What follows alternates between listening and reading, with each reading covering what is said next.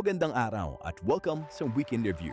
Ito ang linggong mas inalapit ang healthcare sa mga Pilipino, pinalawak ang tulong sa mga komunidad at pinalakas ang ugnayan ng Pilipinas sa mga kaibigan nito sa buong mundo. Nagsimula ang linggo sa Malacanang sa pagbisita ni Paraguayan President Santiago Peña Palacios. Isang hakbang para palalimin pa ang ugnayan ng Pilipinas at Paraguay sa kalakalan, agrikultura at kooperasyon sa pagitan ng dalawang bansa. Pagkatapos nito, nagtungo ang Pangulo sa The Medical City sa Pasig upang makita kung paano mas maraming Pilipino ang nakakakuha ng world-class healthcare kahit sa private hospitals sa pamamagitan ng PhilHealth. Mula emergency care hanggang maternal care, mas pinalawak ang benepisyo upang mas mabawasan ang out-of-pocket expenses ng mga pamilya at mas maraming Pilipino ang makapagpapagamot ng hindi nangangamba sa malaking gastusin.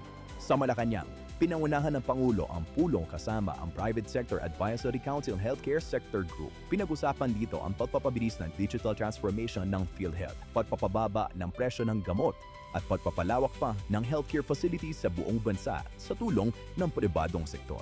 Sa Pampanga, binisita ng Pangulo ang bagong Pampanga Provincial Hospital Clark. Nating kailangan bumiyahe ng malayo para sa specialized healthcare.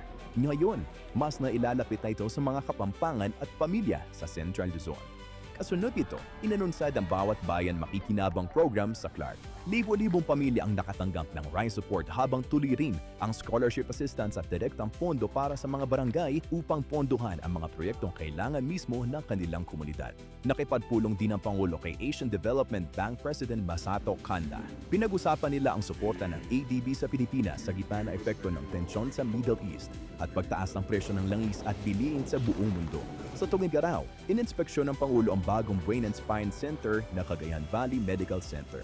Bahagi ito ng patuloy na pagpapalawak ng specialized healthcare services sa labas ng Metro Manila upang hindi na kailangan bumiyahe pa ng malayo ang mga pasyente para sa gamutan.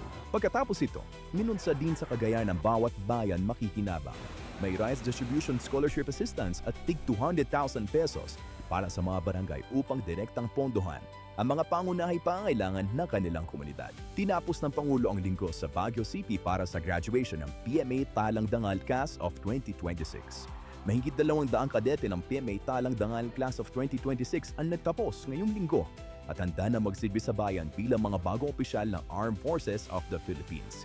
Sa kanyang mensahe, dinikyantiin ng Pangulo na ang tunay na lakas ng bansa ay nakasalalay sa integridad, dangal at malasakit sa kapwa Pilipino. Mula sa mas abot kayang serbisyong pangkalusugan hanggang sa direktang tulong sa mga komunidad, hanggang sa pagpapalakas ng ugnayan ng Pilipinas sa buong mundo. Tuloy-tuloy ang hakbang ng pamahalaan para mapabuti ang buhay ng bawat pamilyang Pilipino.